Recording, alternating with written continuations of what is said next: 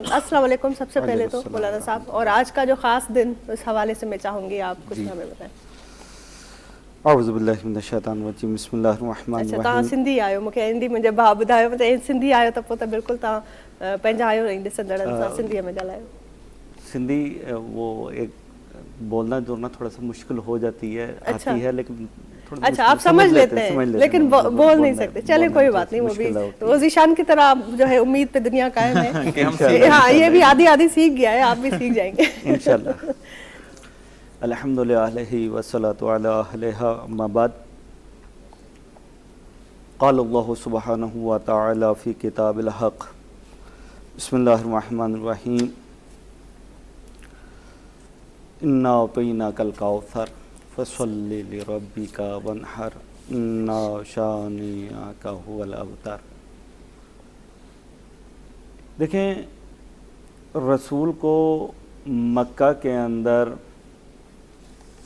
मुशरिकीन ताना दिया करते थे कि आप अबतर हैं, आपकी नस्ल नहीं है, आपके आगे आप जो दीन लेकर आए हैं ये दीन आपके बाद ख़त्म हो जाएगा, वारिस कोई नहीं रहेगा। जब वारिस नहीं होगा तो दीन ख़त्म हो जाएगा। जो आप मिशन लेकर आए हैं उसको चलाने वाला कोई नहीं होगा, ख़त्म हो जाएगा।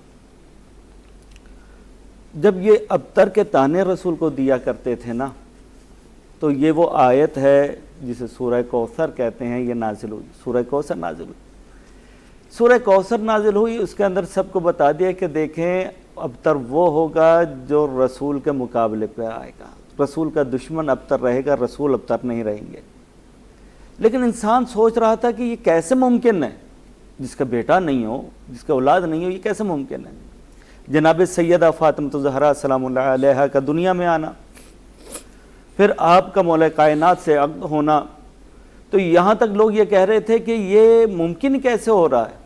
लेकिन हम ये देखते हैं कि जब नजरानियों के मुकाबले पर रसूल खुदा जा रहे हैं और वहाँ पर जाकर खुदा ये कह रहे हैं, खुदा का ये फरमान है कि तुम अपने बेटे लेकर आओ, हम अपने बेटे लेकर आते हैं, तुम अपनी औरतें लेकर आओ, हम अपनी औरतें लेकर आते हैं, तुम अपने नफ्स को लेकर आओ, हम अपने नफ्स को लेकर आते हैं, सुम्मा नब्तहिल, फिर हम लानत करेंगे। पंहिंजी रूट्स के, पंहिंजनि रवायतुनि खे क़ाइमु रखणु घुरिजे। इन हवाले सां क़ुरान या हदीसुनि में का हिदायत कुझु आहे त तव्हां प्लीज़ असांखे एक्सप्लेन कयो इन हवाले सां। जी बिस्मिल्लाह।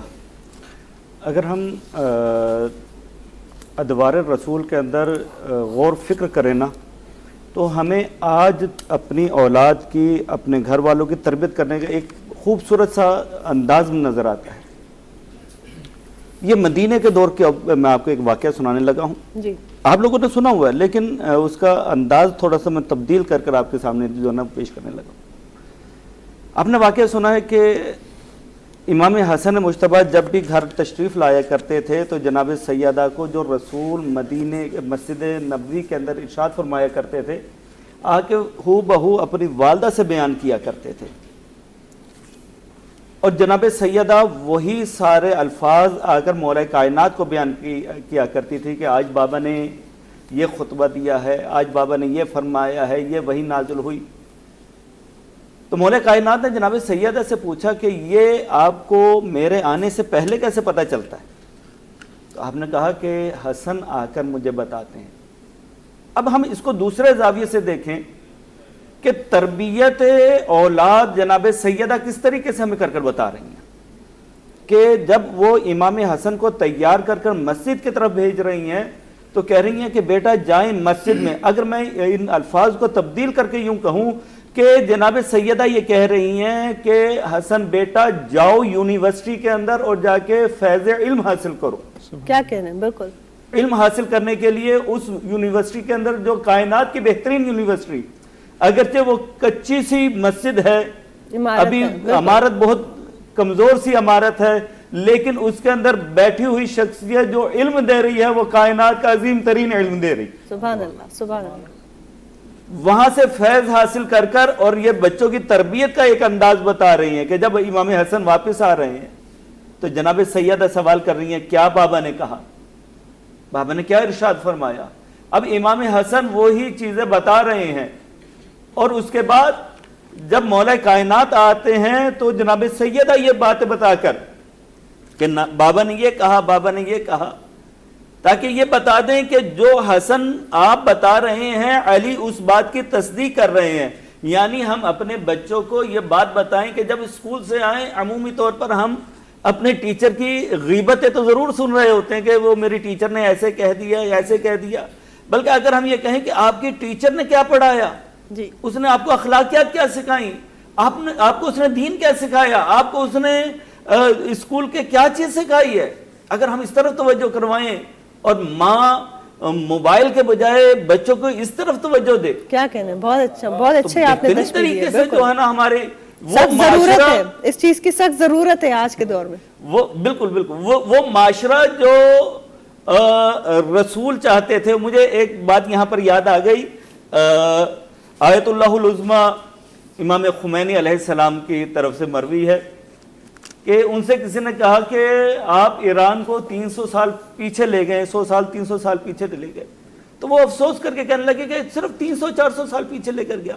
میرے تو خواہش یہ تھی کہ ایران کو اور اس اسلامی ممالک کو اس جگہ پر لے جائیں جدھر رسول چاہتے تھے 1400 سال پہلے. تو یعنی 1400 سال پہلے جو ہمیں تبلیغ کی گئی، جو ہمیں سارا کچھ دیا گیا، اگر ہم وہی اپنے گھروں کے اندر وہ چیز لے کر آ جائیں تو ہمارے لیے مشکل نہیں ہو جائے گا. آج پھر اس کے بعد ہمارا بچہ باہر نکلے گا، ہمارے لیے کوئی پریشانی نہیں ہوگی. کیوں؟ کیونکہ جب وہ گھر میں آئے گا تو ماں پوچھے گی کہ آپ نے کیا باہر کیا. باپ کو وہ بتا رہی ہوگی کہ آپ کا بیٹا باہر یہ کر آیا ہے، فلاں آدمی سے ملا، اس طریقے سے خدمت خلق کی گئی ہے. تو ہمارے لیے ایک آسان طریقہ، یہ امام حسن علیہ السلام کا طریقہ تھا. اور اگر ہم طریقہ دیکھتے ہیں کہ انہوں نے ایک اور واقعہ اگر ان کا ہم دیکھیں تو ایک بزرگ صحابی تھے، ان کو وضو سکھانے کا طریقہ آپ نے، امام حسن اور امام حسین دیکھ رہے ہیں کہ یہ بزرگ صحابی وضو کر رہے ہیں، لیکن ان کا وضو کرنے کا انداز صحیح نہیں ہے. آپ نے یہ نہیں کہا کہ آپ وضو غلط کر رہے ہیں، یہ الفاظ نہیں کہے، بلکہ دونوں بچپن کے واقعات ہیں ان کے. کہا کہ آپ ہمارے نانا کے بزرگ صحابی ہیں، ہم یہ چاہتے ہیں کہ چونکہ ہم نانا رسول کے نواسے ہیں نا، ہم یہ چاہتے ہیں کہ آپ بتائیں کہ ہم دونوں میں سے وضو کون صحیح کر رہا ہے. سبحان اللہ. کیا کہنے، ہمارے وضو کرنے کا انداز سیکھیں. یعنی اب تعلیم دینے کا طریقہ دیکھیں، کس طریقے سے فیض علم حاصل کر رسول سے، اور کس طریقے سے اسی دور میں پہنچا رہے ہیں کہ ہمارا طریقہ دیکھیں. اب جیسے ہی آپ نے وضو کر دکھایا تو وہ صحابی کہنے لگے کہ نہیں، آپ دونوں کا وضو صحیح ہے، اصل میں غلطی مجھ سے ساتھ ہوئی تھی. یعنی اگر اخلاقیات پر دیکھیں تو کس طریقے سے دیکھتے ہیں. اگر اسی طریقے سے آپ امام حسن مجتبیٰ کے اخلاق کے بارے میں گفتگو کرتے چلے جائیں، اور یہ ایسا ہے کہ گفتگو سے گفتگو بڑھتی چلی جائے گی. امام حسن مجتبیٰ کے اخلاق کا یہ تقاضا تھا، جہاں پر آپ کے لیے بہت منفی پروپیگنڈا کیا گیا تھا. وہ جب آیا ہے اور امام حسن مجتبیٰ کو آتے ہوئے دیکھا، ادھر آتے ہوئے دیکھا اور امام حسن مجتبیٰ کے شان میں گستاخی کرنے شروع کیا. آپ کے اور دوست بھی موجود تھے، آپ کے ساتھ آپ کے اور افراد موجود تھے، لیکن امام حسن مجتبیٰ نے منع کر دیا، خاموش کر دیا. اب جب وہ اپنا پورا جو اس کے دل میں تھا نا سب کہہ چکا نا، یعنی دوسرے الفاظ میں کہوں، یہ اس کے الفاظ نہیں تھے، جو اس کو بریف کیا گیا تھا نا شام کے اندر، جو باتیں اسے کہی گئی تھی رسول کی اولاد کے بارے میں، جب وہ سب کہہ چکا اپنی طرف سے، سارے باتیں کہہ چکا، تو اس کے بعد امام حسن مجتبیٰ نے اس کی کسی بات کی نفی نہیں کی، بلکہ اسے اور سوال کرنے شروع کر دیے کہ مجھے لگتا ہے کہ تم مسافر ہو، تم یہاں پہ گھر میں ادھر آئے ہوئے ہو، تمہیں کھانے کی ضرورت ہوگی، تمہیں رہائش کی ضرورت ہوگی، تم مسافر ہو، تمہارے پاس زیادہ راہ نہیں ہوگا، تمہیں زیادہ راہ مہیا کیا جاتا، تمہیں گھوڑے کی ضرورت ہوگی، یہ میرا گھوڑا تم لے لو، تمہارے پاس لباس نہیں ہوگا، میں تمہیں لباس دیتا ہوں. کیا بات. جب یہ گفتگو کرنے لگے وہ کہتے ہیں کہ میں آپ کی توہین کر رہا ہوں اور آپ اتنے کریم ہیں کہ مجھے عطا کیے جا رہے ہیں. کیا بات ہے، مجھے عطا کر رہے ہیں. تو وہ کہنے لگے کہ میں نے جو سنا تھا وہ اور تھا، لیکن جب آپ کو دیکھ رہا ہوں تو اور انداز نظر آ رہا ہے. ایک طرف یہ چیز نظر آ رہی جی، دوسری طرف ہم دیکھتے ہیں کہ امام حسن مجتبیٰ کا دسترخوان اتنا مشہور تھا. دسترخوان